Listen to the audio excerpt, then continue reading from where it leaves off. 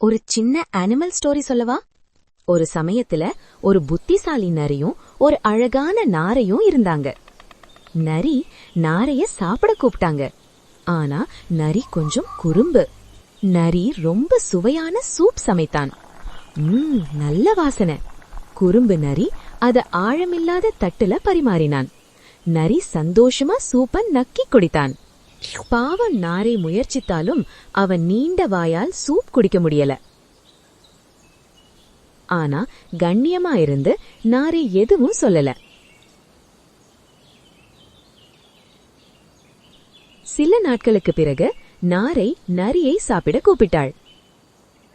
இந்த சமயம் நாரை ரொம்ப ருசிகரமா உணவு பண்ணினாங்க. ஆஹா, ரொம்ப அற்புதமா இருக்கு. ஆனா அவங்க பரிமாறினது நீட்டமான குறுகிய ஜகல. நாரை சந்தோஷமா சாப்பிட தொடங்கிச்சு. ஆனா நரி ட்ரை பண்ணினான். அவன் மூக்கு கூட ஜகுல போகல. பாவம். நரி வீட்டுக்கு பசியோட போச்சு. அவன் முந்திய செயலுக்காக கொஞ்சம் வெட்கப்பட்டான். கதை நீதி: நீங்க யாரையாவது ஏமாத்தினா அது தான் அப்படியே உங்களுக்கும் வரும். அதனால் எப்பவுமே அன்பாக இருங்க மற்றும் நியாயமா இருங்க.